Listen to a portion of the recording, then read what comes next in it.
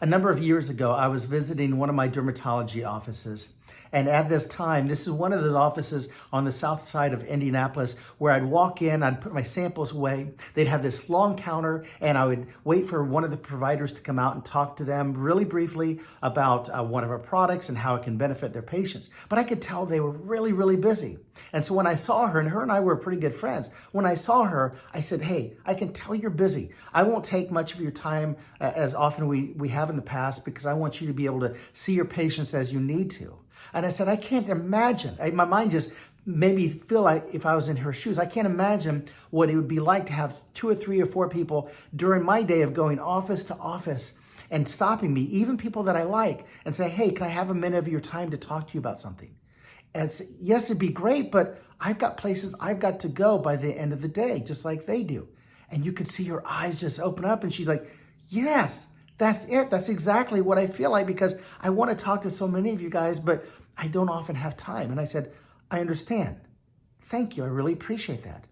And it got me thinking about how much sales success, which I've been in sales most of my career, sales and Christianity have so much in common. And I'll share of that today. So today's 3-minute devotional is called Standing Out from the Crowd, how to stand out from the crowd. When I looked at this up in the dictionary, I love the definition. It says, be clearly better than or noticeably different from ordinary people or things.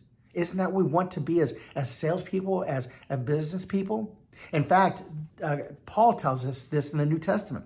In Romans 12:2, this is one of the letters he was writing to the churches in Rome. I love how he puts this. This is from the New Living Transition. He says, "Don't copy the behaviors and customs of this world, but let God transform you into a new person by changing the way that you think.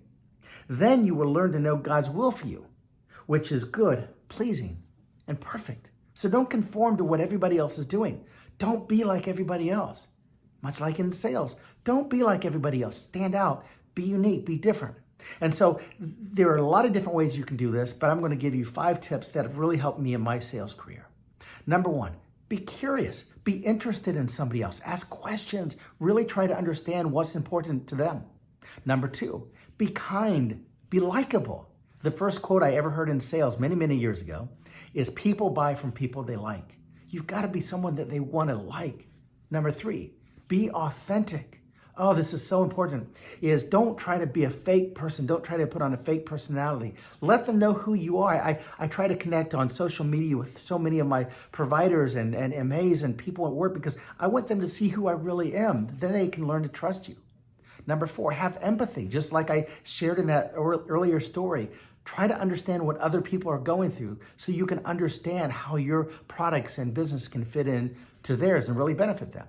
And number 5, last, be reliable. Be somebody that they can trust in, somebody that when you say you're going to do something, do it. So they know they can trust in what you say you're going to do. Then they're more likely to want to buy stuff from you or write, in my case, write prescriptions from you in the future because they trust you. They know that you're reliable.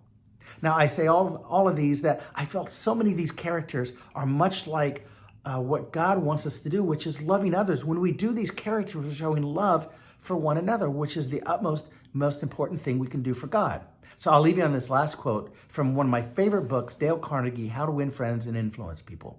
He says, "You can win more friends in 2 months by trying to be interested in other people than you can in 2 years by trying to make them interested in you." Have a great day.